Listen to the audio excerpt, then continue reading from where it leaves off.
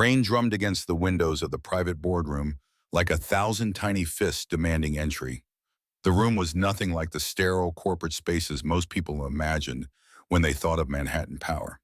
This place belonged to a different world. Dark wood paneling lined the walls, absorbing what little light the amber-toned fixtures provided.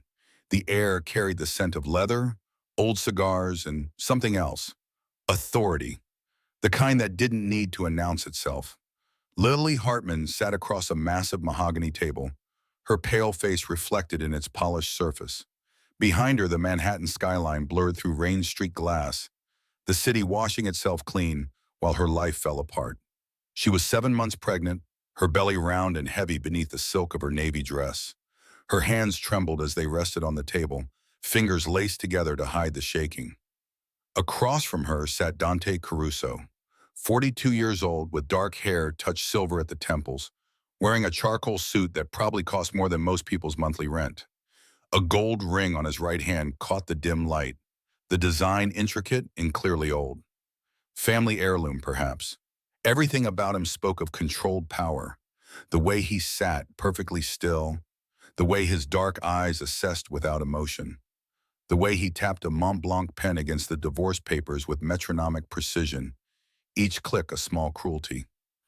His lawyer sat beside him, a thin man with wire-rimmed glasses and a smirk that suggested he enjoyed his work far too much.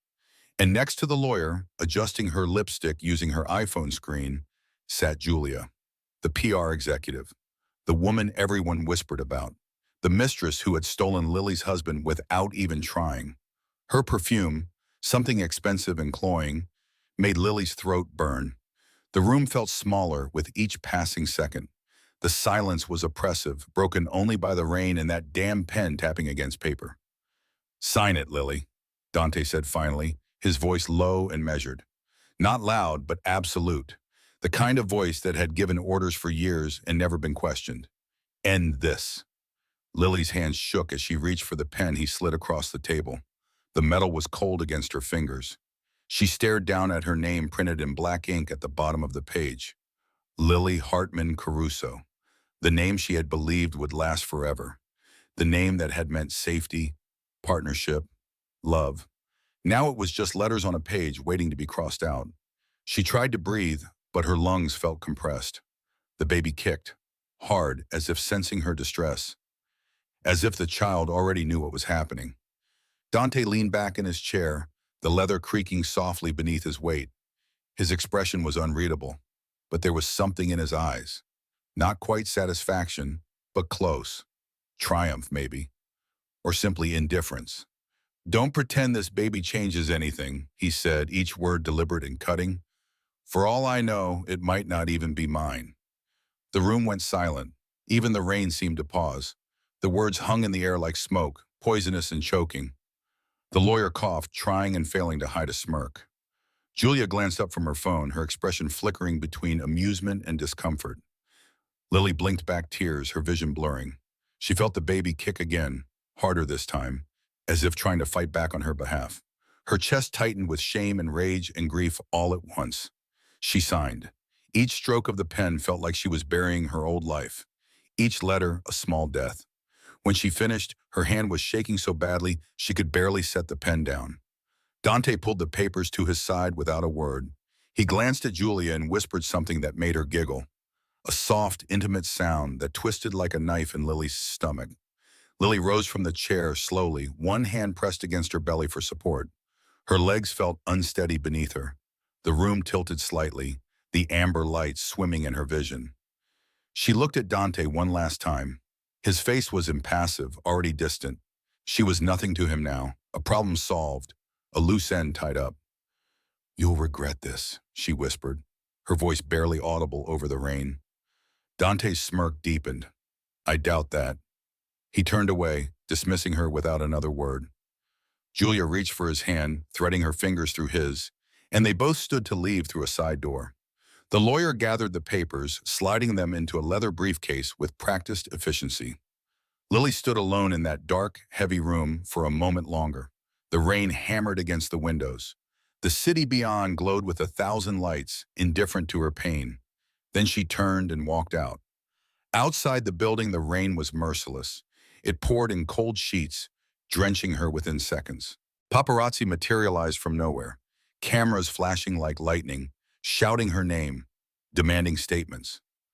Lily, how does it feel to be divorced? Is the baby really his? Did you know about the affair? She tried to shield her face with her hands, but there was nowhere to hide. The flashes were blinding, the voices cruel. She stumbled down the steps, her heels slipping on the wet stone, and nearly fell. A hand reached out to steady her, but it was only a reporter pushing closer for a better shot. Lily broke free and stumbled toward the street, searching desperately for her car. But as she reached for her phone to call her driver, it buzzed with a notification. Your account has been suspended. Her breath caught. Dante had frozen her finances. Every account, every credit card, everything. He had warned her he would, but she hadn't believed he'd actually do it. Not like this, not immediately. She stood on the sidewalk, rain streaming down her face, mixing with tears and ruined mascara. Yellow cabs rushed past, their headlights blurring into streaks of gold. Umbrellas bobbed like black flowers in a river of gray. The city felt enormous, heartless, indifferent. She pressed her palm to her stomach and whispered, "It's just us now." Lightning cracked above the skyline, illuminating the towers in sharp relief. Suddenly, a woman rushed toward her through the rain. Naomi Brooks, her old friend and lawyer, appeared like a lifeline in the storm. "Lily, don't faint," Naomi shouted, grabbing her arm and steadying her. "Someone's been trying to reach you all morning." "Who?" Lily asked weakly, her voice barely carrying over the rain. Naomi pulled a soaked envelope from her purse, holding it carefully. "A man named Gus Hale. He says he's the executor of your mother's estate. He needs to meet you today, before midnight." Lily blinked, disoriented. My mother's estate? She had nothing left when she died. Naomi's eyes were wide, urgent. "He said it's about a will, and a trust, in your name." Rain poured harder, drowning out the noise of the city. Lily stared at the envelope trembling in her hand, water running off its edges. For the first time that day, a flicker of something, hope perhaps, pierced through the storm of her grief. But as a black Mercedes with tinted windows pulled up to the curb nearby, a man inside lifted a camera and snapped a photo of her. Then he made a call, his voice lost in the rain. She signed it. Proceed to phase 2. The next morning, Manhattan looked like it had washed itself clean. Sunlight spilled over Fifth Avenue, glinting off Tiffany windows and glass towers, turning puddles into mirrors of gold. The storm had passed, leaving the city bright and sharp and unforgiving.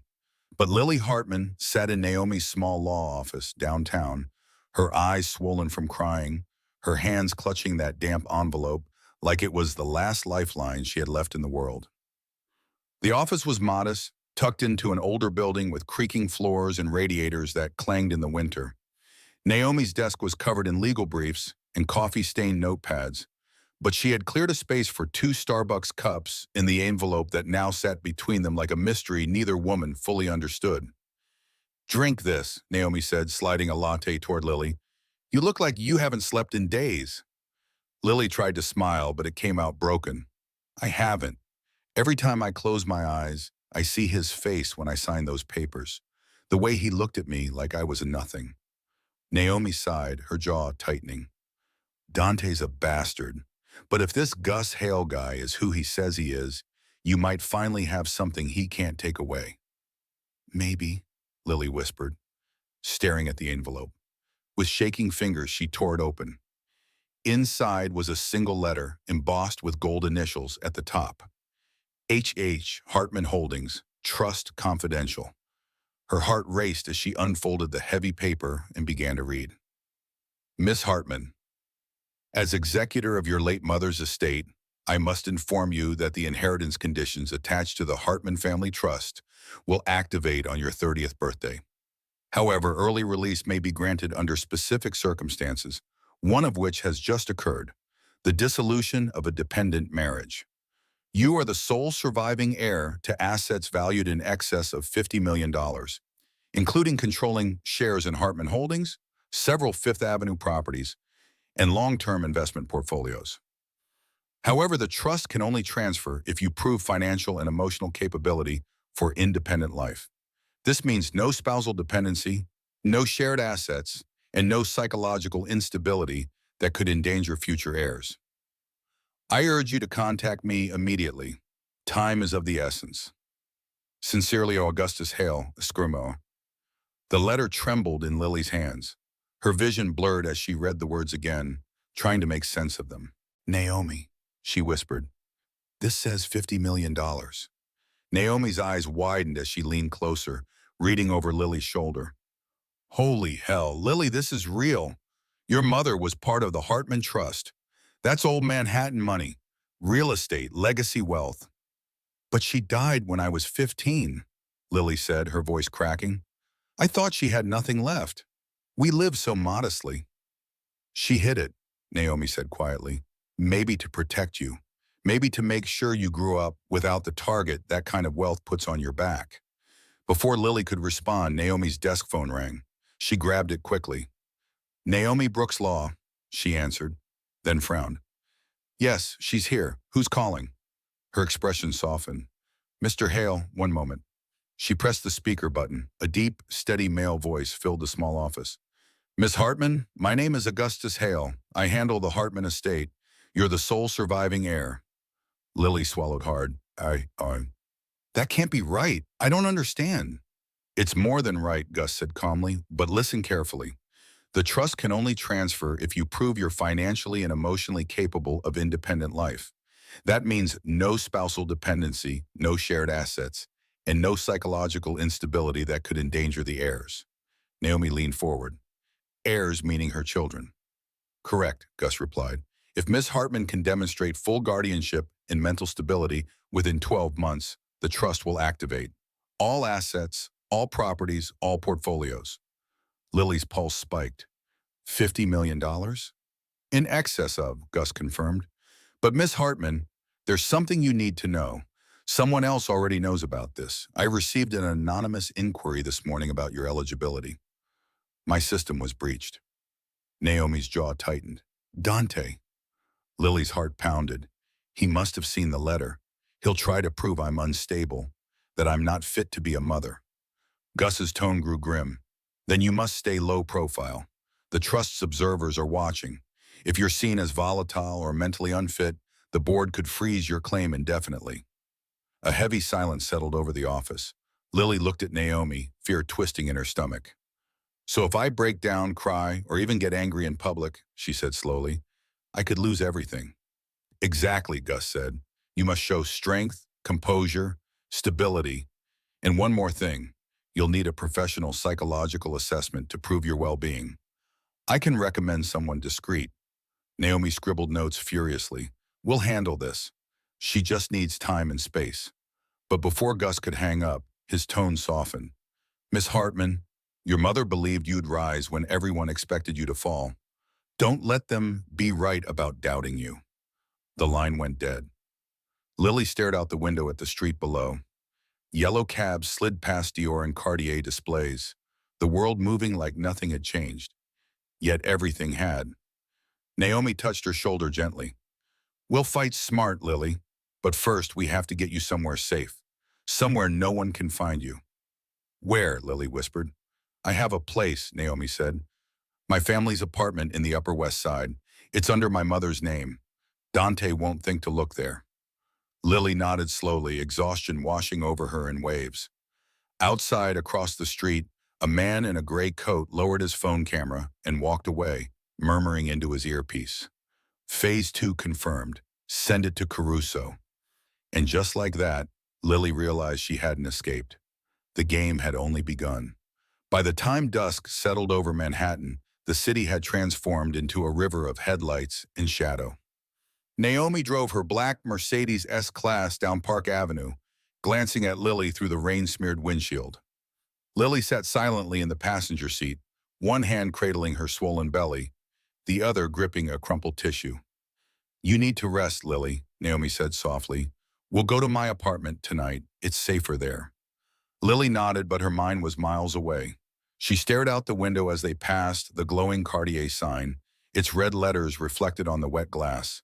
She remembered when Dante had brought her here for their first anniversary, had slipped a diamond bracelet onto her wrist and promised her forever.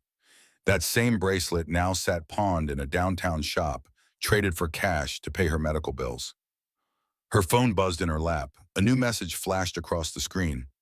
You think you can hide? You're not fit to raise my child. Her chest tightened. Naomi, he knows. Naomi's knuckles whitened on the steering wheel. Ignore it. He's trying to push you over the edge. You heard what Mr. Hale said. They're watching. You can't show weakness. I'm trying, Lily whispered, her voice breaking. But then she gasped. Pain, sharp and sudden, wiping through her abdomen. Her hand flew to her stomach. Naomi, the baby. The car lurched as Naomi slammed the brakes. Lily! Lily doubled over, her face contorting with pain. Something's wrong. My stomach. Oh, God. Naomi's instincts kicked in immediately. She pulled to the curb, hazard lights flashing, and dialed 911 with shaking hands. Pregnant woman, 30 weeks, severe pain, possible preterm labor. Park and 58th. Hurry. Rain poured harder, drowning out everything else. Within minutes, the wail of an ambulance cut through the storm. Paramedics rushed out, their voices calm but urgent as they lifted Lily onto a stretcher.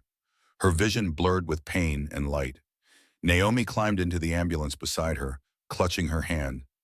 You're going to be okay, Naomi said fiercely. You hear me? You're going to be fine. As the ambulance sped through the strays, Wyron screaming, Lily whispered through gritted teeth, Naomi, if something happens to me, promise you'll protect them. Don't let him take my babies. Don't you dare talk like that, Naomi said, her voice thick with emotion. You'll be fine. All of you. Lily's phone vibrated again on the stretcher beside her. Another message. Maybe the world would be better off without you. Naomi's face drained of color. That's psychotic. He's threatening you. But before she could finish, a screech tore through the air. The ambulance jerked violently to the side as another vehicle swerved directly into its path. Metal screamed against metal. Glass shattered. Lily was thrown sideways, her body slamming against the wall of the ambulance. Naomi hit her shoulder hard, crying out in pain. The sirens died mid-wail. Smoke, glass, silence. When Lily opened her eyes, everything was upside down. She was still strapped to the stretcher, but the ambulance had tipped onto its side. The paramedic beside her groaned, unconscious. Blood trickled from a cut on his forehead. Naomi's voice echoed faintly from somewhere outside. Help! Someone help us! Through the shattered door, Lily saw a man standing in the rain. He wore a black hood, his face hidden in shadow. He stood perfectly still, staring straight at her. Then he turned and disappeared into the alley. Moments later, another car skidded to a stop. A tall man in a dark wool coat jumped out, shouting orders to the EMTs arriving at the scene. Get the stretcher, he commanded, his voice calm but absolute. Move carefully. She's pregnant. Lily tried to focus through the haze of pain. The man leaned closer, his face coming into view. Gray eyes, sharp and assessing but not unkind. Dark hair, a strong jaw, expensive suit beneath the coat. You're going to be all right, he said quietly, his voice steady. I've got you. Her vision began to fade. She heard Naomi's voice from somewhere distant. That's Lorenzo Vitale, the investor. He was right behind us. He saw everything. Lorenzo's voice was the last thing she heard before losing consciousness. She's not dying tonight. But as she blacked out, one of the paramedics discovered something that made his blood run cold. The ambulance's brake line had been cleanly cut. This wasn't an accident. It was a warning. The next thing Lily felt was the blinding white light of the emergency room and the sound of her own heart monitor racing like a warning bell. The antiseptic smell burned her throat, sharp and sterile. She tried to move, but pain ripped through her abdomen, fierce and unrelenting. Someone pressed her shoulders gently back against the bed. Easy, Miss Hartman, a nurse said, her voice calm but firm. You've been in an accident. You're at New York Presbyterian Hospital. You need to stay calm for the babies. Babies. The word echoed through Lily's haze, plural and terrifying. Naomi appeared beside her, one arm in a sling, her eyes red but alive. They're trying to keep them in for a few more weeks, Lily. Just breathe. When? Lily managed to whisper. But the doctor's expression behind the surgical mask was grim. We can't wait, the doctor said. Her placenta's ruptured. Prep for emergency C-section. The room exploded into motion. Nurses wheeling trays of instruments, lights flashing overhead, a monitor beeping frantically like an alarm clock for survival. Naomi squeezed Lily's hand. "I'll be right here. You're not alone." Lily nodded weakly, her voice trembling. "If they're born this early, will they make it?" The doctor didn't answer. There was no time for reassurance. Moments later, she was rushed through double doors into the operating theater, surrounded by sterile walls and buzzing fluorescent lights. The anesthesiologist leaned over her, his voice gentle. "Deep breaths, Mrs. Caruso." "Not Caruso," she whispered, her eyes fluttering. "Hartman."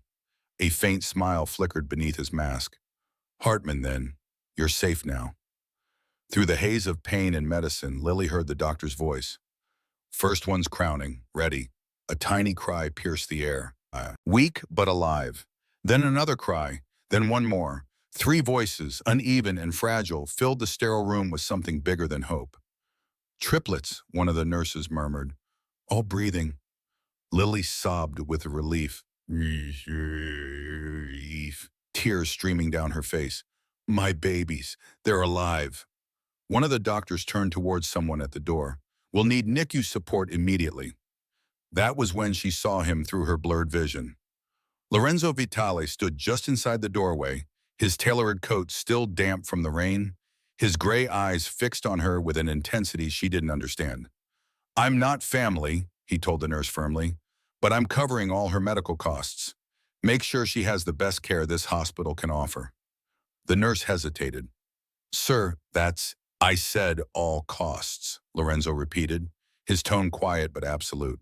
He pulled out a sleek black card and handed it to the staff without hesitation. Then his gaze softened as he looked at Lily. "You did it," he said quietly. "You're safe now, Miss Hartman." When Lily woke again hours later, the storm outside had passed. The city glowed silver beneath the skyline, lights twinkling like distant stars. Naomi slept in the corner chair beside her bed, exhausted but peaceful.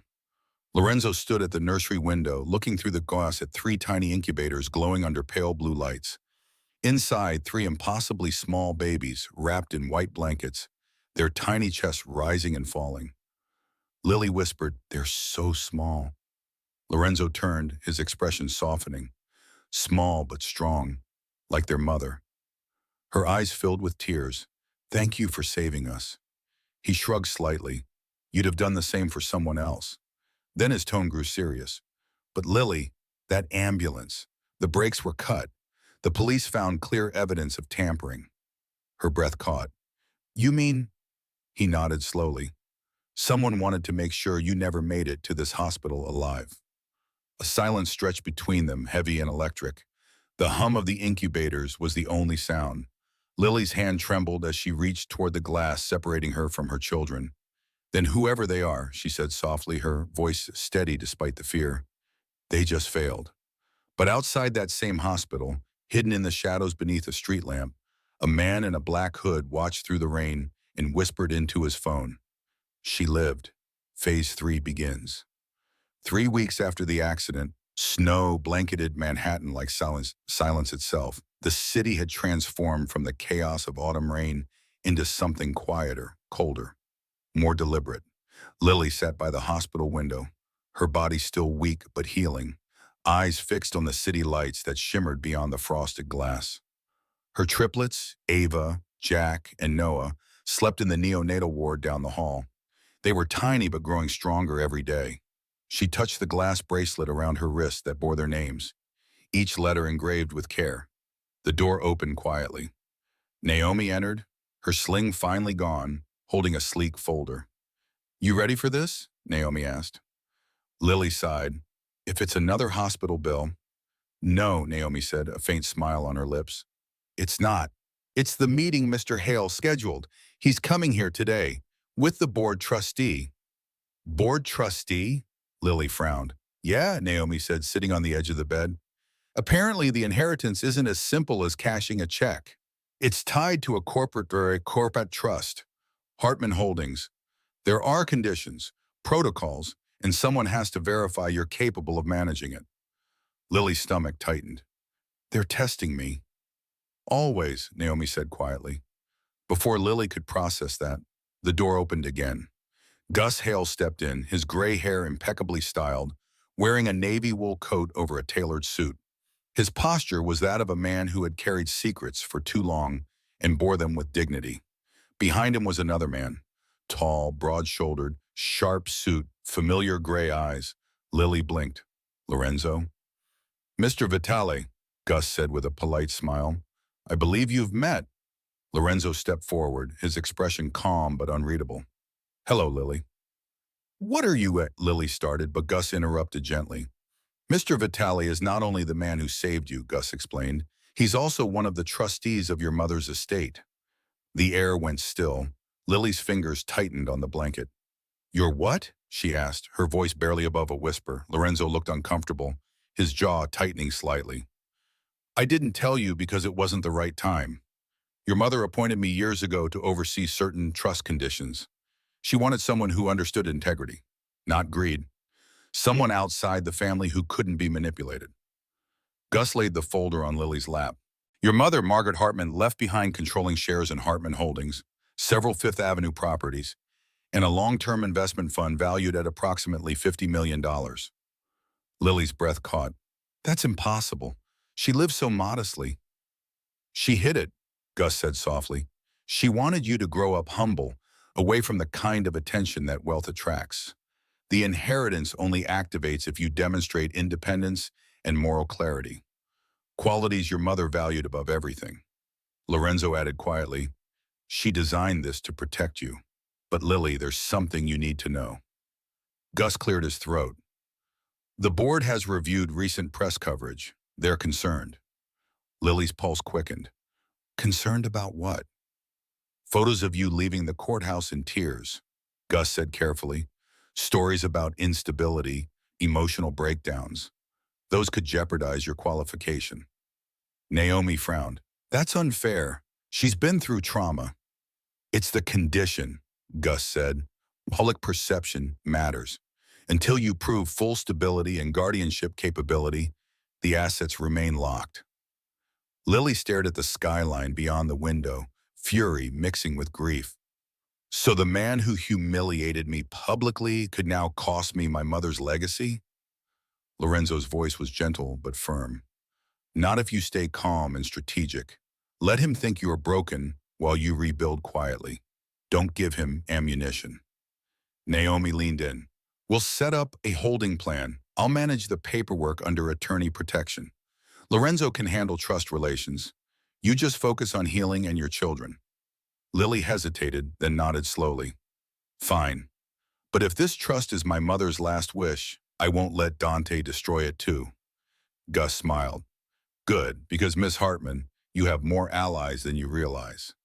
Before leaving, Lorenzo handed her a small velvet box. Inside lay a delicate pendant, silver, engraved with a single word. Courage. She bought that for you before she passed, Lorenzo said quietly. I was supposed to give it to you when you were ready. Lily's eyes filled with tears. I don't feel ready for anything. You don't have to, Lorenzo replied. You just have to begin. But as they left, Gus received an encrypted email on his phone. His expression darkened as he read it. Dante Caruso had filed a court motion claiming Lily's mental instability endangered the triplets. The war had officially begun. Winter melted slowly into a soft, pale spring. 3 months after the hospital, Lily found herself standing on the porch of a cedar cottage in East Hampton, one of the smaller properties listed in her mother's trust. Waves lapped gently beyond the dunes, the air filled with the scent of salt and pine. For the first time in what felt like forever, there was silence. Real silence. Not the silence of fear, but the silence of peace. Inside, the cottage was nothing like her old life with Dante. No marble floors, no cold perfection. Just wooden beams, pale linen curtains, and a stone fireplace crackling softly beside 3 bassinets arranged in a careful row. Ava, Jack, and Noah slept soundly, each wearing knitted caps Naomi had ordered from Etsy. They were so small still, but stronger now. Their tiny hands curled into fists, their breathing steady. Naomi, busy unpacking groceries in the kitchen, smiled. I stocked you up. Diapers, formula, baby wipes, and decaf coffee. I know how you like it. Lily managed a smile. You shouldn't have done all this. Are you kidding? Naomi said. Watching you rise again is my favorite revenge story. They laughed softly. It felt almost normal. But as Naomi left later that afternoon, Lily noticed something that made her stomach tighten. A black SUV parked near the dunes, just visible through the window. It stayed there for nearly an hour before disappearing down the coastal road. That night, when the babies finally slept, Lily curled on the couch with a book. She tried to read, but her mind kept drifting to that SUV, to the ambulance crash, to the cut brake line. Someone was watching her. She was sure of it. Days turned into weeks. Each sunrise brought a new rhythm. Feeding schedules, burping routines, diaper changes. She recorded everything in a journal, noting every milestone. Ava's tiny laugh, Jack's stubborn kicks, Noah's quiet curiosity. Healing came in small doses, like the tide reclaiming sand. Lorenzo visited every few days, bringing supplies and advice. One afternoon, he arrived with a leather folder and a gentle smile. The trust audit went through, and he said, setting the folder on the kitchen table. You're officially cleared for independent management. Lily's eyes widened. You mean I can start making decisions? He nodded. Within limits. You can control Hartman Holdings' public projects, community initiatives, charity work. It'll prove your capability to the board. Lily hesitated. Dante won't stop, will he? Lorenzo's expression darkened. He's filing more motions, claims you're emotionally unfit, that you fabricated the inheritance to gain sympathy. She felt her chest tighten. Fabricated? How low can he go? Lower than you can imagine, Lorenzo said quietly. But you have something he'll never have again. What? Public sympathy. And the truth. That evening they stood outside watching the sunset. The sky blazed with pink and gold, reflecting in the glass of Lorenzo's parked Mercedes. He looked at her, the wind lifting her hair. You remind me of someone, he said softly. Not because you look like her, but because you refuse to break. Lily looked down, her throat thick. Your wife? He nodded. She was strong like you, faced impossible things and kept walking forward. She must have been lucky to have you, Lily said. No, Lorenzo replied quietly. I was lucky to have her. Their eyes met, lingering just long enough to feel something unspoken. Not romance yet, but recognition. Two souls scarred by loss, finding solace in shared silence. Later that night, as the house slept, Lily sat by the window with her laptop, drafting plans to reopen her mother's charity foundation. Her reflection in the glass looked calmer, wiser, reborn. But then the power flickered. Once, twice, the lights went out. She froze, heart hammering in the darkness. From outside came a faint engine hum. Through the curtain she saw headlights, the same black SUV parked by the dunes. A shadow stepped out, walking toward the house. She grabbed her phone, whispering urgently, Naomi, someone's outside. The call didn't go through, no signal, only the wind in her pounding heart. And as she reached for the nearest object, a baby monitor on the table, she noticed something that made her blood run cold. A red light blinked on the device, a light that hadn't been there before. Someone was already watching her from inside the house. The morning after the blackout, Lily woke to the faint cries of her babies and the smell of salt in the air.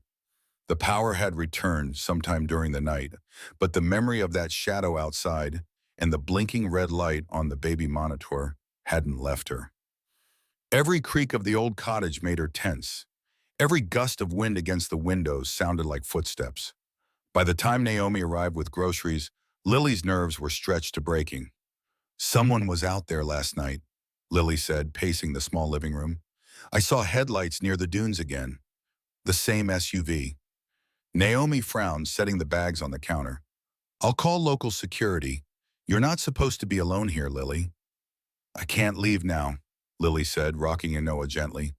If I run every time I feel afraid, Dante wins. Before Naomi could respond, a deep voice came from the doorway. You don't have to run. They turned to see Lorenzo standing there, wearing a wool coat dusted with snow. His expression was calm but serious. The SUV you saw, he said, it was mine. I was checking the property after getting a call from Gus. Someone tried to access your trust files again. Naomi sighed with relief. You scared the hell out of us. Lorenzo stepped inside, closing the door behind him. I'm sorry, I didn't want to call in case your phone was compromised. Lily looked up sharply. Compromised? Lorenzo pulled out a slim laptop from his briefcase and opened it on the kitchen table. Your baby monitor was broadcasting through an external IP. Someone planted a signal transmitter inside it. Lily felt sick. So someone was watching my babies? Yes, Lorenzo said quietly, but they didn't just want to scare you. They wanted to collect proof, evidence they could use to frame you as paranoid or unstable. It's psychological warfare. Naomi clenched her jaw. Dante's team again. Most likely, Lorenzo said, but we fight smarter. I've got a contact, former FBI cybersecurity specialist. He can trace the source of this signal. Until then, you're under my security coverage. Lily blinked. I can't let you do that. You've already done so much. You're not asking, Lorenzo said firmly. I'm doing it because I won't watch another good person get destroyed by men like him.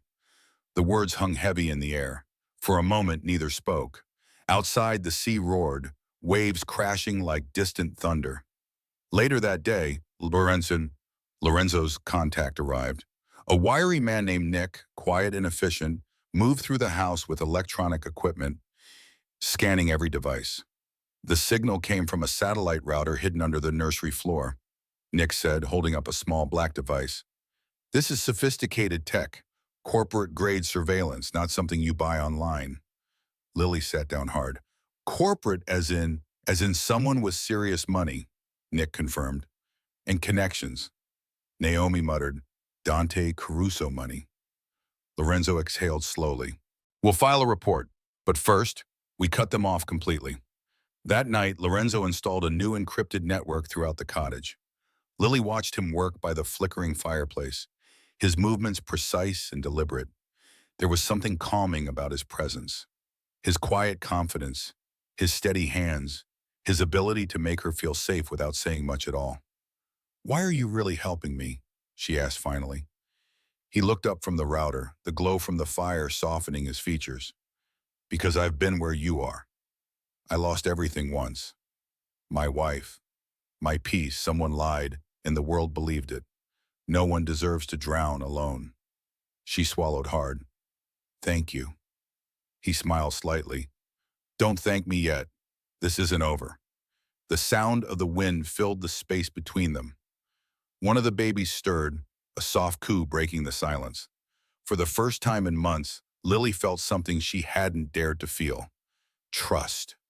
Hours later, long after Lorenzo left, Lily stood at the window holding Noah. The stars above the Hamptons glimmered faintly, scattered across the black sky like distant promises. Then, across the dunes, she saw it again. A small light, blinking twice in the darkness, like a coded signal. Her blood ran cold. She whispered into the empty room, Lorenzo, please tell me that's you. But miles away in Manhattan, inside a dim office with leather chairs and dark wood, Dante smiled at his phone screen as a live feed reconnected. Her cottage, visible once again through a newly hidden camera.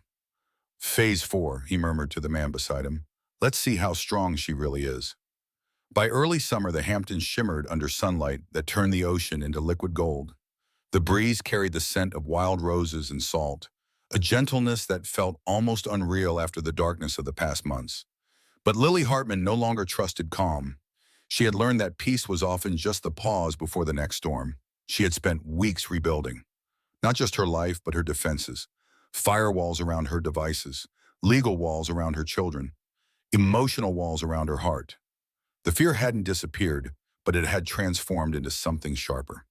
Resolve. That morning, Lorenzo arrived at the cottage with a navy folder tucked under his arm and a faint smile. You've got your clearance, he said, placing the folder on the wooden kitchen table.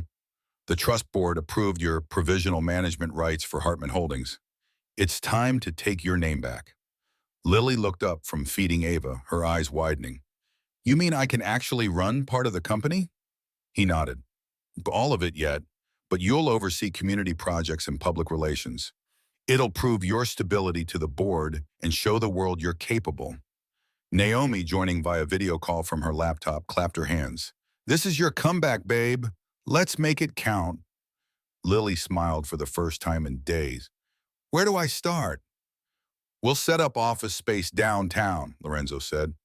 My firm can loan you staff until you recruit your own. The key is visibility. Show up, be composed, be professional. Let Dante underestimate you while you build something real. 3 days later, Lily walked through the revolving doors of a Manhattan skyscraper. She wore a cream suit and low heels, her hair pulled back in a simple knot. The marble lobby gleamed with light, reflecting her image back at her. Confident, steady, a woman reclaiming her place. She took the elevator to the 32nd floor, her heart racing as the doors opened to reveal a glass-walled office with sweeping views of the city. A young assistant, professional and warm, handed her a Mont Blanc pen. Miss Hartman, the contracts for the Midtown renovation project are ready for your signature. Miss Hartman. The name felt powerful again. She signed, her hand steady and sure. By noon, Lorenzo dropped by to check on her progress. How does it feel? She smiled faintly, like breathing after being underwater too long. They spent the afternoon reviewing proposals, their heads bent over spreadsheets glowing on MacBook screens. Outside, the skyline stretched endless and brilliant, the city humming with life. But just as Lily began to believe things were finally turning around, Naomi's call came through. Her voice was tight, urgent. We've got a problem. Dante filed for joint custody, and he's petitioned the court to evaluate your mental fitness. Lily's pulse spiked. He's insane. Maybe, Naomi said, but he's also strategic. He's claiming you're delusional, that you staged the surveillance to gain sympathy. Lorenzo's jaw clenched. Then we hit back, not with emotion, with facts. That night, Lily stood at her office window as Manhattan glittered below like 1,000 broken promises. She remembered Dante's words from the divorce hearing. No one will believe you. Now she had to prove him wrong. She began drafting her own press statement. Not defensive, not emotional, just truth. A mother reclaiming her name. She attached photos of her charity relaunch plans, evidence of her work, her medical reports clearing her health, documentation of her stability. Naomi reviewed the draft that evening and said softly, "This isn't just damage control. It's redemption." Hours later, the post went live on Hartman Holdings' verified account. Within minutes, it trended. Thousands of comments poured in, women cheering, sharing stories of their own resilience, mothers who saw themselves in her struggle. Lily sat back in her chair, heart pounding. For the first time, Dante wasn't controlling the narrative. But at 2 in the morning, a notification pinged on her phone. A new email. Subject line, "You can't outsmart me, Lily." Attached was a single photo, grainy security footage of her holding Lorenzo's hand at the office earlier that week. Her throat tightened. Beneath the image, one line glared back at her. "See you in court, sweetheart." And as she stared at the screen, the city lights outside flickered like a warning. Her climb had just entered dangerous heights. By mid-July, Manhattan's heat felt suffocating, the kind of thick, oppressive air that made every breath feel heavy, and every tabloid headline seemed to scream her name.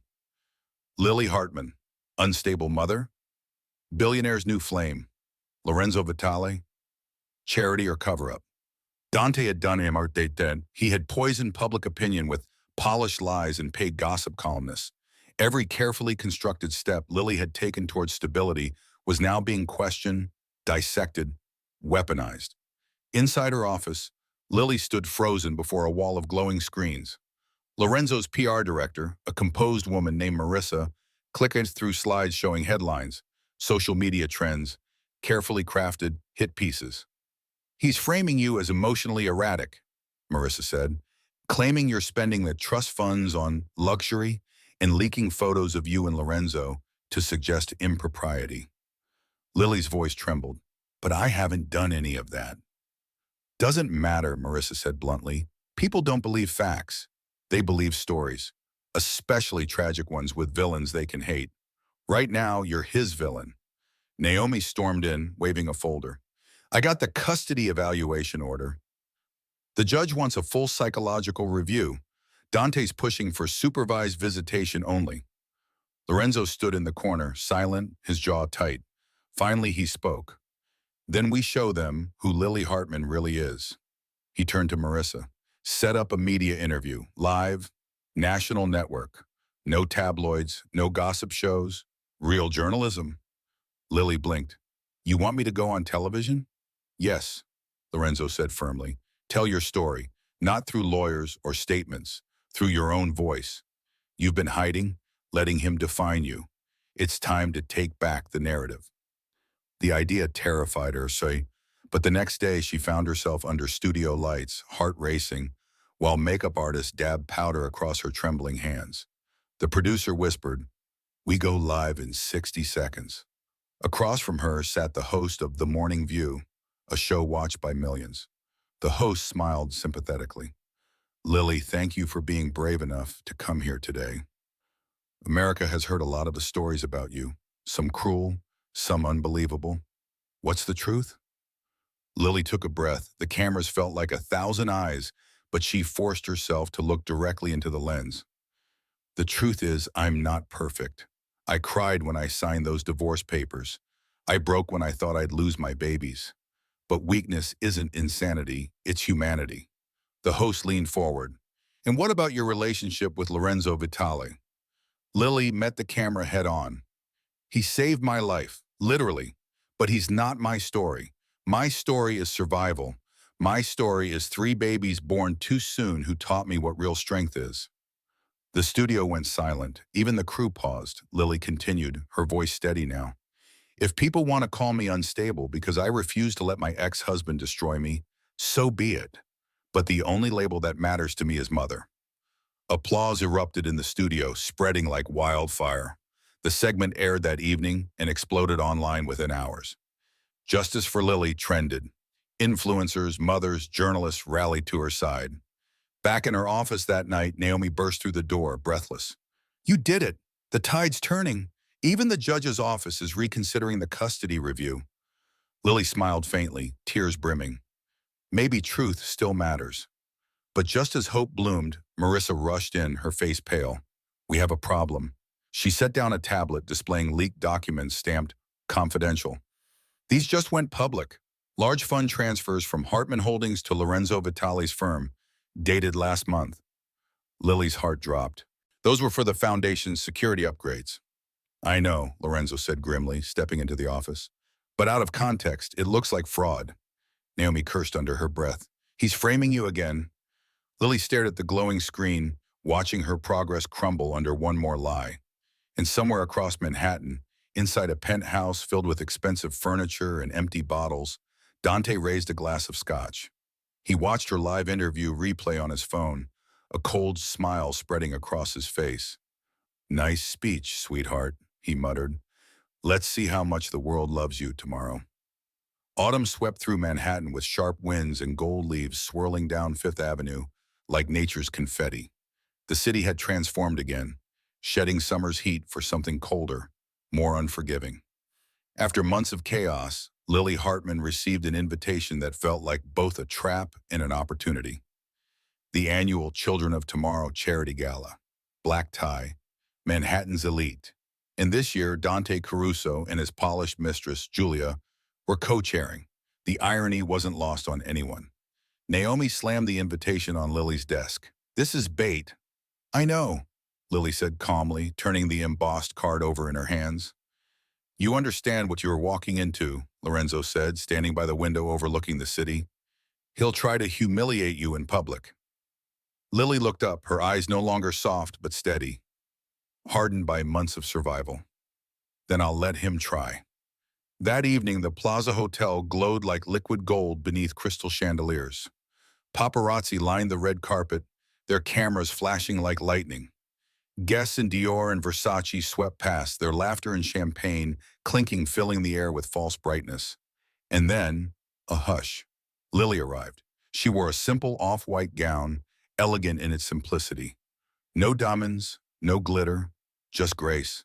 Her hair was pulled back in a low chignon, her makeup subtle, but her presence was radiant, commanding attention not through extravagance but through quiet strength. Every lens turned toward her.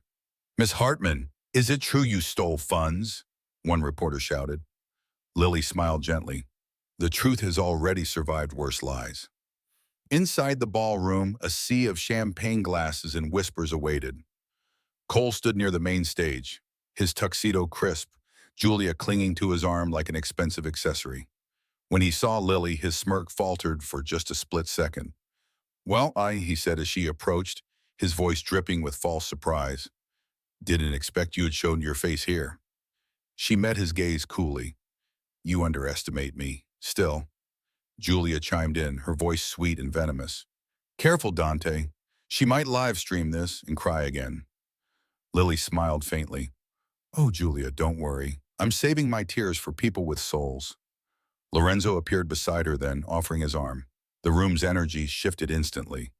Photographers snapped like wildfire. "Shall we?" Lorenzo asked. Dante's jaw tightened. "You think parading with another man makes you innocent?"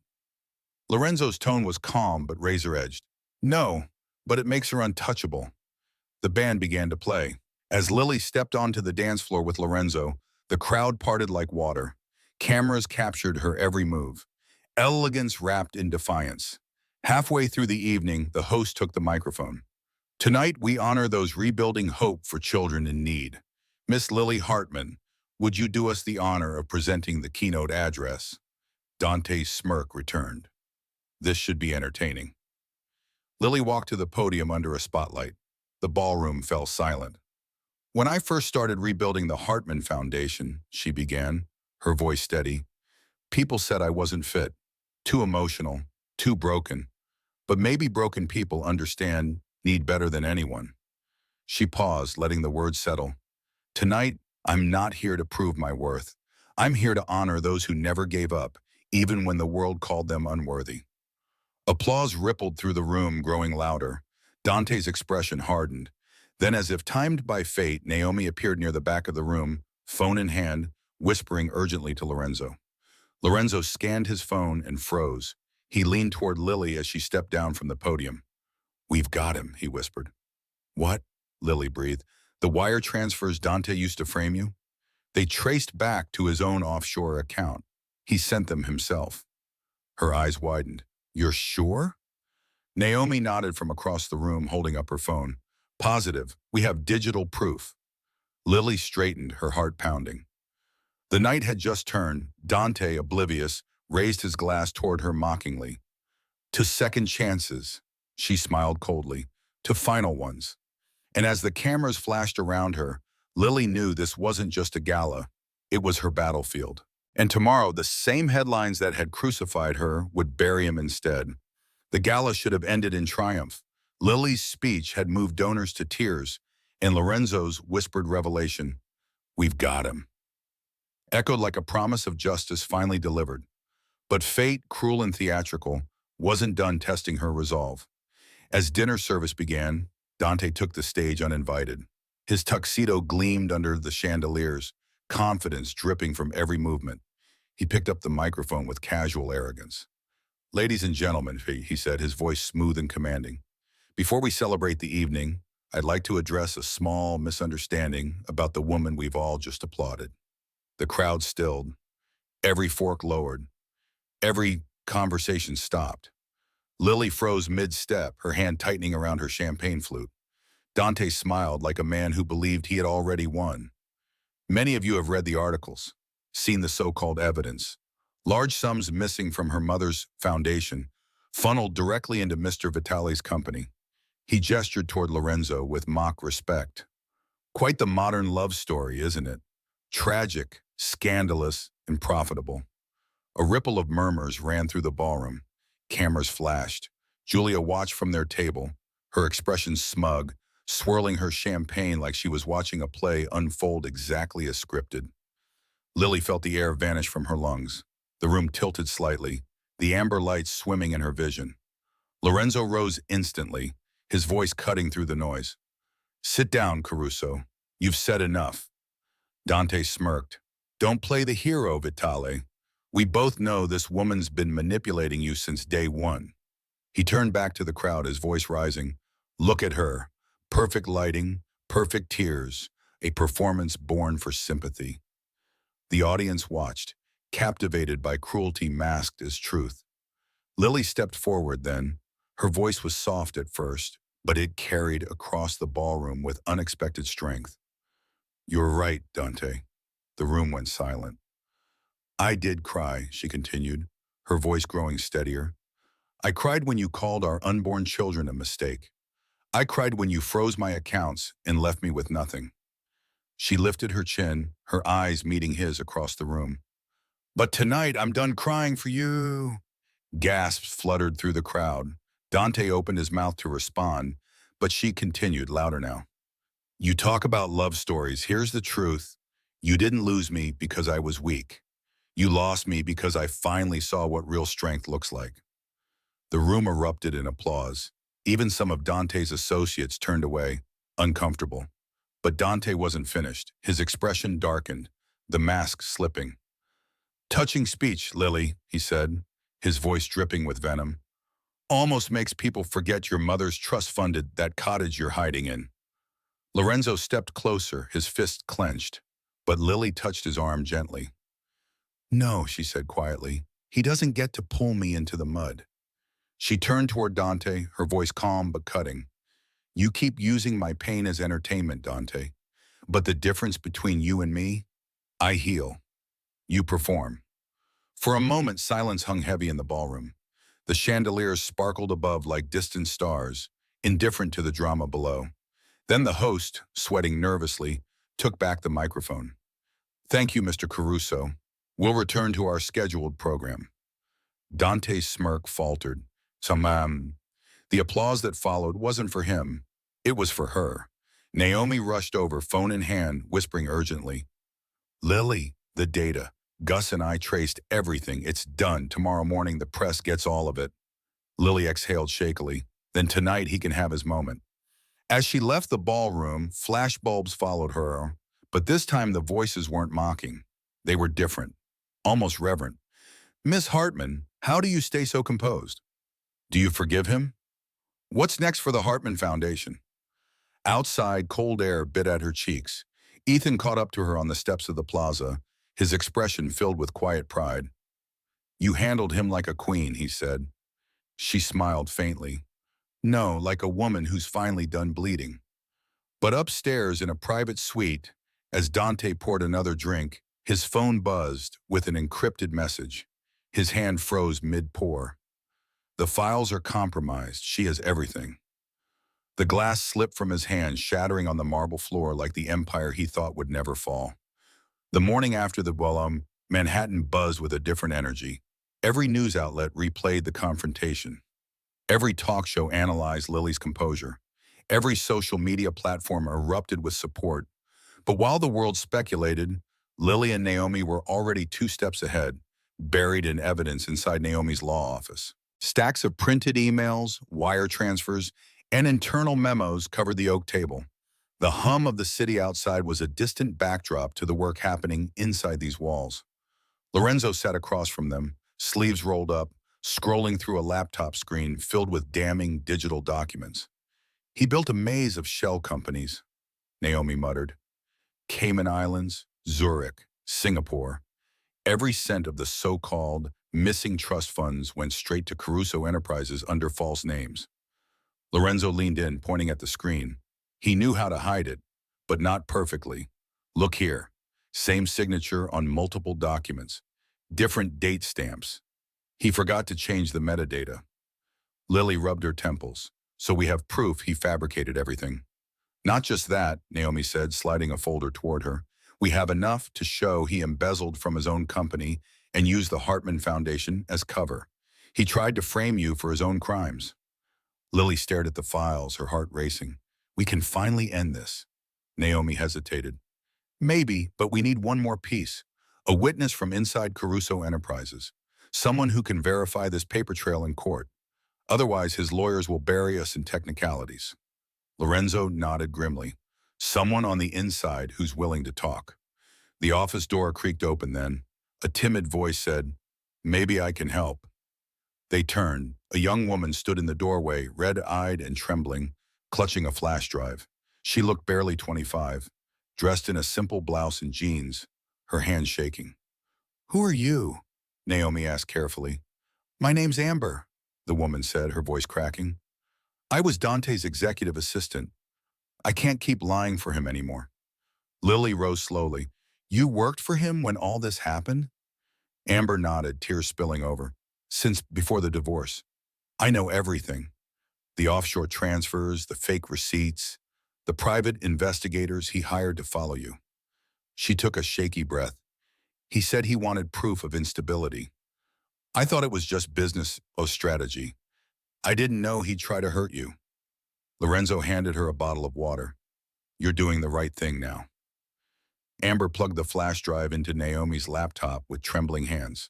The screen filled with scanned receipts, emails, and recorded phone calls. One file name made Lily's stomach twist. AMB 204 Wave. Naomi clicked it. Dante's voice spilled through the speakers. Cold, deliberate, unmistakable. "Make sure she looks hysterical in public. Leak the hospital records, the crying photos. I want a narrative. The unstable ex-wife. Once the custody ruling's mine, she can disappear quietly." The room fell silent. Lily pressed a hand to her mouth, her eyes glistening, but her voice stayed firm. "That's enough," Naomi whispered. "This will bury him." Lorenzo exhaled, half relief, half fury. "We submit everything to the court and the press simultaneously. No more waiting." But before Naomi could respond, her phone buzzed. Unknown number. She answered cautiously. A distorted male voice came through. "You think those files will save her? Check your office window." Naomi froze. Lorenzo turned sharply toward the glass. Across the street, on a rooftop, a man in a dark jacket stood with a camera lens glinting under the morning sun, watching them. Lorenzo yanked the blind shut. "He knows we have the files." Naomi grabbed her bag. "We need to move. Now. The original evidence stays with me. You two go separate routes." Lily's pulse hammered as Lorenzo took her arm and led her down the back stairwell. Outside, horns blared. The city pulsed with adrenaline and chaos. Lorenzo's car waited at the curb, engine running. As they sped through traffic, he said quietly, "Once this goes public, there's no going back." Lily looked out the window, her reflection merging with the skyline. "Good, I'm not going back." But as they disappeared into the chaos of Manhattan, a black SUV followed at a steady distance. And inside it, Dante watched their every turn, his jaw clenched, his voice a low murmur. "Let them run. The next move is mine." Rain hammered the glass walls of the downtown courthouse as if nature itself demanded justice. The courtroom was packed. Reporters filled the back rows, cameras discreetly positioned despite the no photography rule.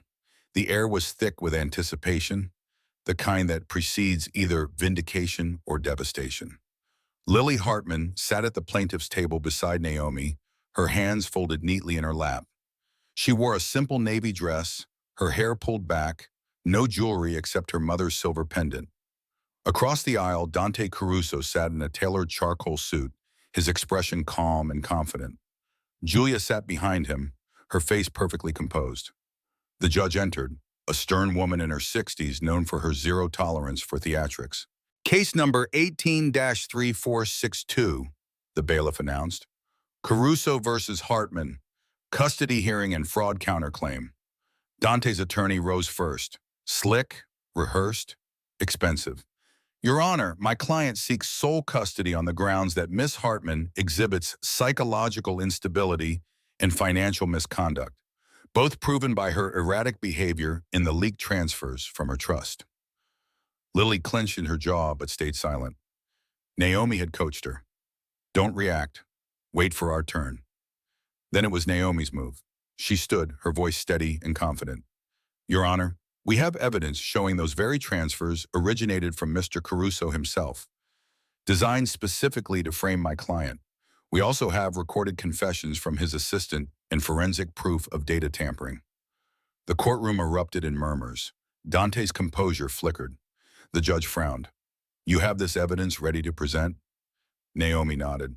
Yes, Your Honor, including live testimony from Miss Amber Lewis, former executive assistant to Mr. Caruso.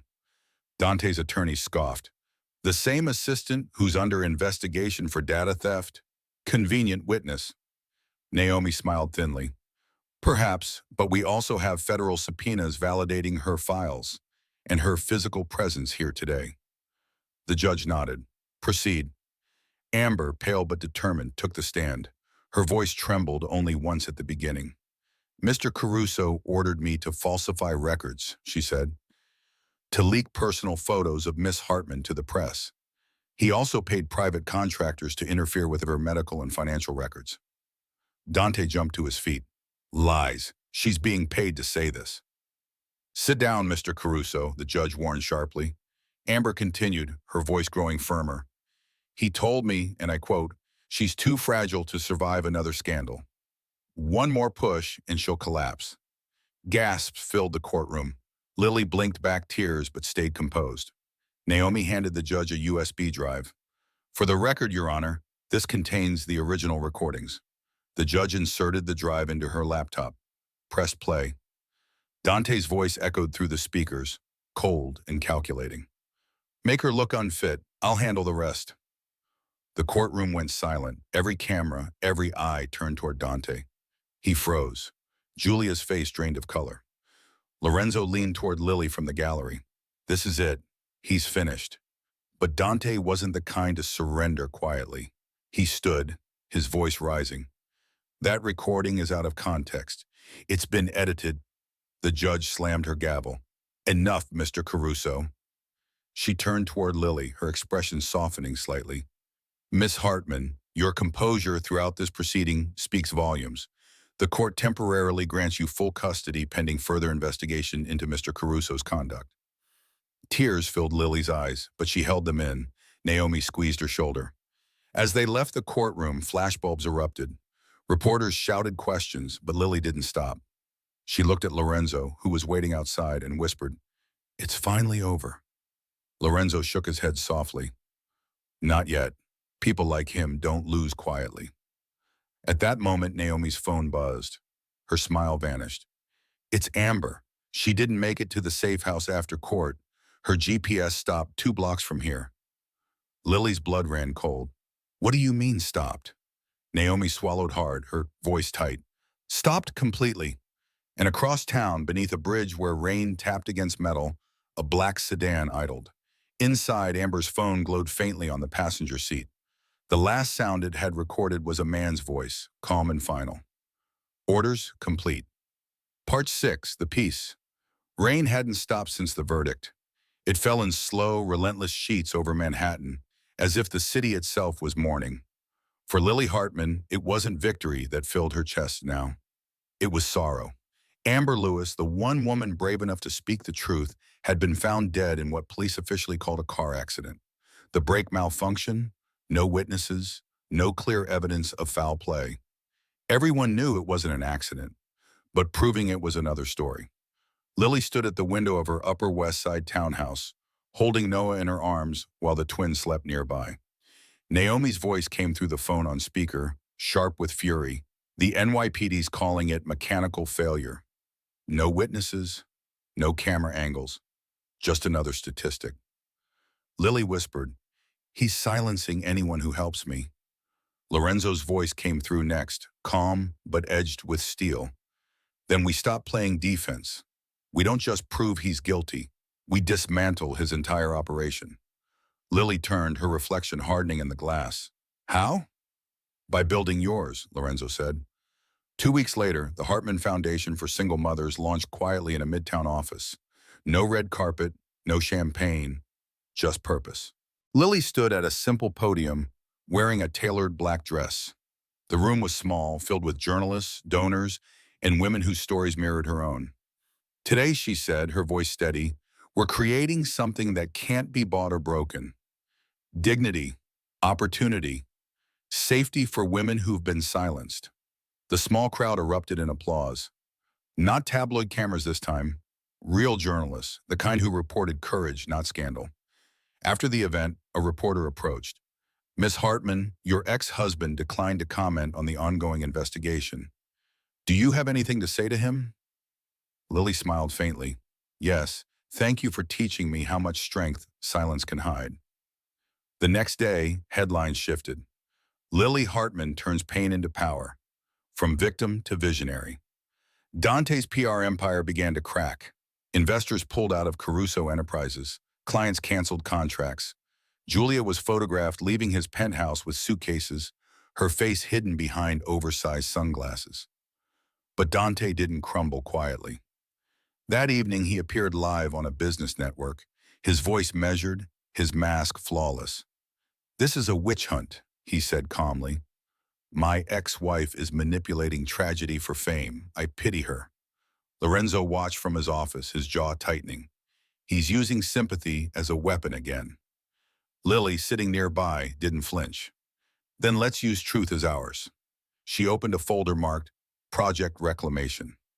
Inside were documents showing properties Dante had fraudulently tied to his company. Each asset was being reclaimed under the Hartman name. Each recovery was another nail in his coffin. Within a month, the foundation's impact spread across the city. Billboards read, "Dignity is not negotiable. Hartman Foundation." Donations poured in from women who saw themselves in her story. Even the district attorney took notice, reopening Dante's financial fraud case under mounting public pressure. Still, late at night, when the lights dimmed and the babies slept, Lily felt the ache of Amber's absence. She would light a candle by the window and whisper into the darkness, "You didn't die for nothing." One evening, Lorenzo stopped by with takeout and news. The DA is freezing his accounts. They're raiding Caruso Enterprises tomorrow. Lily met his eyes. Tomorrow? Yes, you'll need to stay out of sight. Once he realizes you're behind this, he might try something desperate. Lily nodded slowly. Let him try. I've lived through desperate before. She turned back to the window. Manhattan glowed beneath the rain, lights twinkling like promises kept and broken. Her reflection layered over the skyline. For the first time, her life wasn't defined by fear. It was defined by purpose. But somewhere in the shadows of the city, inside a penthouse growing darker by the day, Dante watched the breaking news with a glass of whiskey and a plan forming in his mind. If she wants to destroy my name, he muttered, I'll burn hers with mine. For the first time in years, Lily Hartman woke up without the weight of fear pressing against her chest. Morning sun spilled across her kitchen like liquid gold. The smell of coffee, the sound of giggles from the nursery. Life felt real again. Lorenzo was sitting at her breakfast bar, sleeves rolled up, feeding Jack mashed bananas while Ava and Noah played on the floor with soft blocks. You're getting good at that, Lily said, smiling as she poured coffee into 2 mugs. He chuckled. I'm a fast learner. Besides, they like me better than you right now. She laughed, a sound that had become rarer but brighter. Only because you don't make them eat vegetables. It was ordinary, simple, beautiful, the kind of peace that once felt impossible. Outside, New York was still wild and ruthless, but inside this small townhouse, everything slowed down. Lorenzo looked up. The foundation's numbers came in this morning. You hit your first million in donations. Lily blinked at me. Already? Already, he said, grinning. Looks like the world believes in you, Miss Hartman. She shook her head, emotion tightening her throat. They don't believe in me. They believe in survival. You are survival, Lorenzo said quietly. For a moment, their eyes held. 2 souls forged by loss, now finding something fragile and hopeful in each other. Lily looked away, her heart fluttering. You should eat before it gets cold. He smiled but didn't move. You still don't see it, do you? See what? She asked softly. That you've already won. You're not just surviving anymore. You're living. His words settled over her like warmth. But before she could respond, Naomi burst through the door, phone in hand, breathless. The DA raided Caruso Enterprises. It's on every channel. Lily's pulse spiked. Already? Naomi nodded, pulling up footage on her phone. Federal agents swarming through Dante's office building. Boxes of documents being carried out. Dante himself being escorted by his lawyer, his face a mask of controlled rage. They found everything, Naomi said. Offshore accounts, fraudulent shell companies. Proof he bribed auditors. His empire is crumbling. Lorenzo exhaled, relief mixing with caution. He'll lash out before he falls. Stay inside today. Security's doubling shifts. Lily nodded, pulling Naomi into a hug. Thank you for everything. Naomi smirked. Don't thank me yet. I like my victories with champagne. As Naomi left, the townhouse fell quiet again. Lily sat beside Lorenzo, watching sunlight dance across his face. When this is finally over, she said quietly, what happens then? He looked at her for a long moment, his gray eyes searching hers. Then you get to choose a life, not one built from fear or survival, but peace, whatever that means for you. Her chest tightened. And you? I'll still be here, he said softly, if you want me to be. Silence filled the space between them, heavy and tender. Then a cry from the nursery broke the moment. Lily stood, smiling through her tears. Looks like someone's awake. She disappeared into the nursery, lifting Noah into her arms. The baby giggled, tugging at her hair. You're safe now, she whispered. All of us are. That evening they had dinner together. Lorenzo, Lily, and the triplets. No business talk, no court filings, no ghosts, just laughter, pasta, and candlelight. Lorenzo told stories about his late wife, about grief, about how healing doesn't erase pain, but transforms it into something you can carry. Lily listened, feeling something shift inside her, a fragile, glowing piece of hope she hadn't dared to hold before. As the night deepened, she found herself standing on the balcony, looking at the city lights. Lorenzo joined her quietly, offering a glass of wine. To what? She asked, clinking her glass against his. To second chances, he said. She smiled, eyes glistening, and to finally feeling safe. For a moment, there was nothing but the hum of Manhattan below and the quiet heartbeat of something new between them. But far across the city, inside a penthouse filled with empty bottles and shattered pride, Dante watched their photo on a gossip site. His hands trembled with rage. Enjoy your peace, Lily, he whispered into the darkness, because it doesn't last forever. By late autumn, the air in Manhattan carried a chill that made the city feel sharper, cleaner, like truth finally cutting through years of lies. News of Dante Caruso's downfall dominated every headline. Caruso Enterprises under federal investigation. Ex-CEO, accused of fraud, embezzlement, and witness tampering. Lily stood on her balcony that morning, coffee in hand, wrapped in Lorenzo's oversized sweater. She watched helicopters hover above downtown where federal agents were raiding Dante's offices. For the first time, the city didn't scare her. Lorenzo stepped beside her, phone pressed to his ear. Yes, Gus, keep the Hartman Foundation completely separate from the fallout. We don't want any crossover in the headlines. He ended the call and turned to her. It's official. The SEC froze all his assets. His empire's done. Lily exhaled, her breath misting in the cold air. He built everything on lies. It was only a matter of time. Lorenzo nodded. Time and you. That same morning, Dante arrived at his office to find chaos. Agents swarmed through the marble lobby, seizing computers and files. His receptionist wouldn't meet his eyes. Cameras flashed from the street as reporters shouted questions. Mr. Caruso, are you aware of the federal indictment? Did you embezzle from your own shareholders? Dante forced a smile, slipping into his Mercedes with practiced calm. The arrogance of a man who refused to believe he'd lost control. But when his driver didn't move, Dante snapped. Drive. The driver turned. It was Mason, his former head of security. We need to talk, Mason said quietly. Dante's eyes narrowed. About what? The deal's off, Mason said flatly. You promised me protection, not a prison sentence. The feds came to my apartment last night. Dante's temper flared.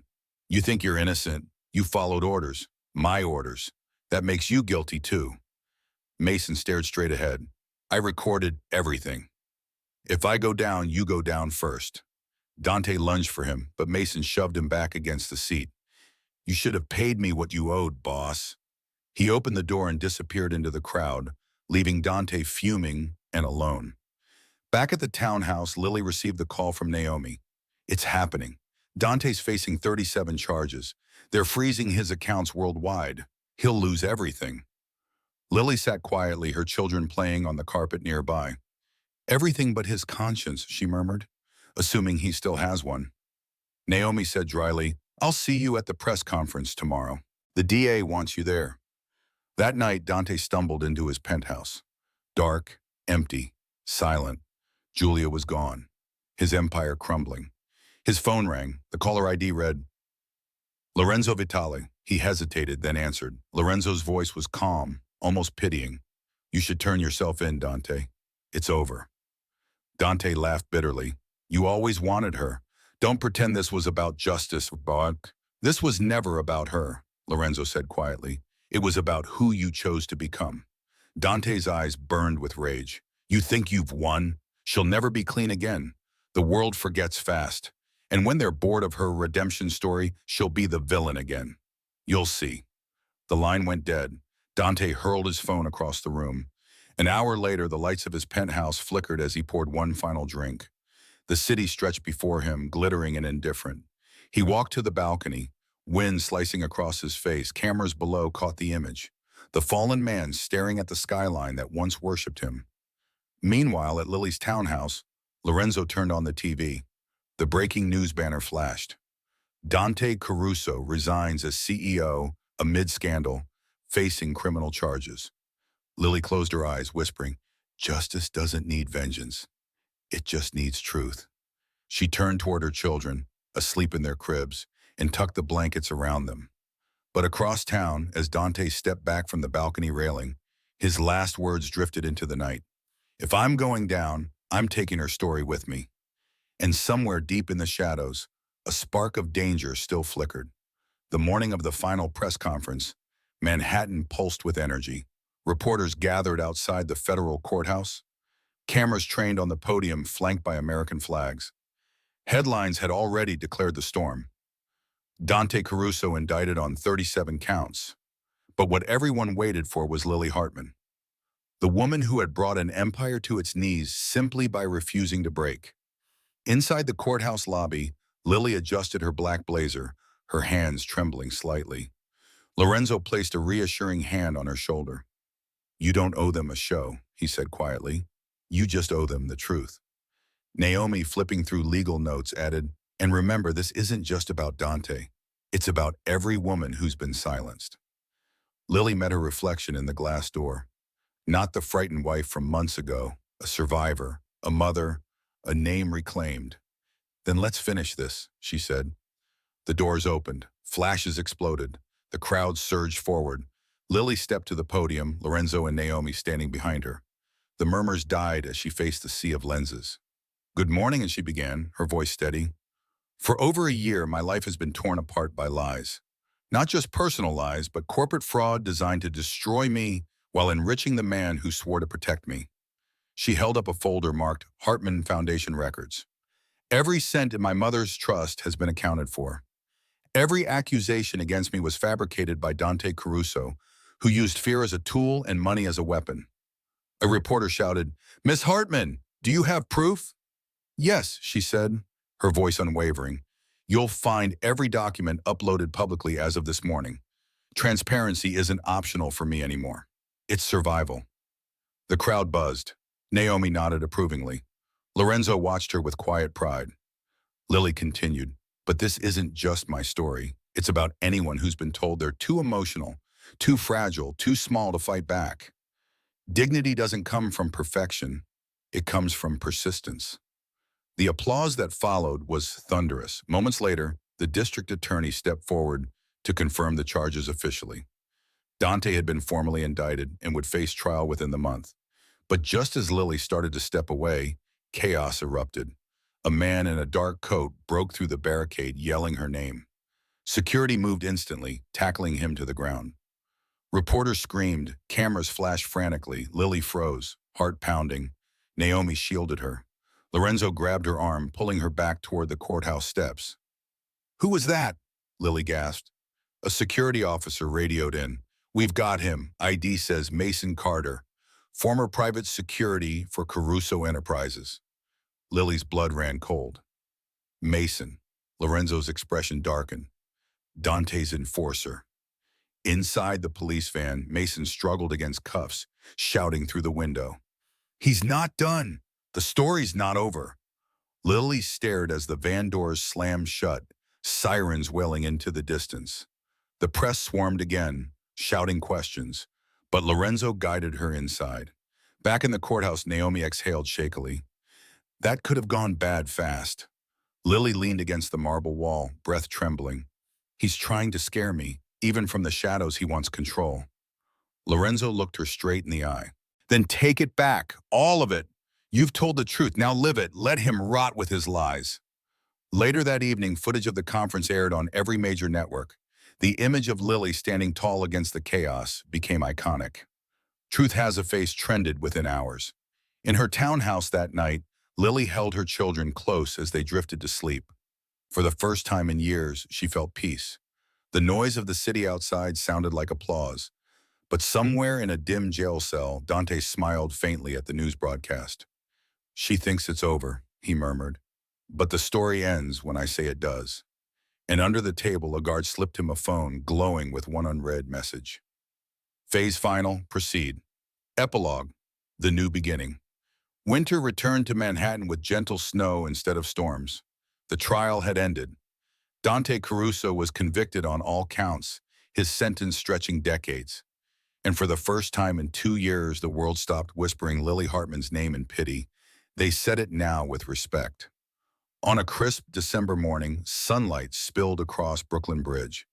Inside a riverside cafe, warm light glowed over white roses and glass chandeliers. The scent of vanilla and cedar filled the air. Guests spoke in hushed tones, waiting for the bride. Naomi adjusted her gown in the dressing room, grinning. You realize the whole country is watching this wedding, right? CNN, Vogue, everyone. Lily laughed softly. I'm not marrying for the headlines. I'm marrying for peace. I can't wait to done. Her reflection in the mirror was calm, hair pinned simply, gown satin and timeless. Around her neck hung her mother's pendant, engraved with courage. This is for her, she whispered. Outside, Lorenzo stood at the altar overlooking the East River. He looked different now, lighter, freer. The gray in his eyes wasn't sorrow anymore. It was home. Beside him, Gus smiled quietly. The man who had once been the gatekeeper to Lily's past, now standing as witness to her future. As the music began, the doors opened. Lily stepped through. The entire room rose. Her steps were steady, deliberate, like she was walking not just toward love, but toward redemption itself. When she reached Lorenzo, he whispered, You look like peace. She smiled, and you look like everything after it. The officiant spoke softly over the sound of the river outside. You've both endured storms most never could. Today you don't promise perfection. You promise presence. Lily squeezed Lorenzo's hand. Presence is all I ever wanted. They exchanged vows written by hand, signed with the same pen that once sealed her divorce papers, a symbol of endings reborn as beginnings. I don't promise to protect you from pain, Lorenzo said, but I promise to stand beside you when it comes. And I don't promise perfect love, Lily replied, only honest love, built from scars, not illusions. When the officiant declared, You may kiss the bride, the crowd erupted in applause. Cameras flashed, but this time Lily didn't flinch. She leaned in and kissed Lorenzo softly, the world blurring around them. Naomi wiped her eyes. Damn it, I swore I wouldn't cry. Gus chuckled. That's what happens when justice turns romantic. Outside, snow began to fall, light, almost cinematic. As they stepped into the courtyard, reporters shouted questions. Miss Hartman, what's next? Lily looked up at the sky, snowflakes catching in her hair. She smiled. Next, life. Finally, just life. Lorenzo wrapped his arm around her as photographers captured the moment. You know, he said quietly, your story is going to be taught someday. Business ethics classes, survival courses. Lily laughed. I hope they skip the crying parts. No, he said, brushing a strand of hair from her face. That's the part that made everyone believe. Later that evening at the reception, she held her triplets as they danced beneath fairy lights. Ava tugged her veil. Jack tried to grab the microphone. Noah watched everything with quiet wonder. The guests laughed. The music swelled. When the night ended, Lily stood alone for a moment, looking out at the Manhattan skyline reflected on the river. the same skyline that had once watched her crumble. She whispered to herself, I made it home. But as she turned to go back inside, she noticed something. A waiter clearing glasses handed her a folded note. No name, no return address. Inside in block letters, it read, He didn't work alone. Watch the shadows. The paper trembled in her hand as snow kept falling, but Lily straightened, folding the note carefully and slipping it into her pocket. She had survived worse, and whatever came next, she would face it the same way she had faced everything else. With courage, with truth, and with the knowledge that she was finally, undeniably free.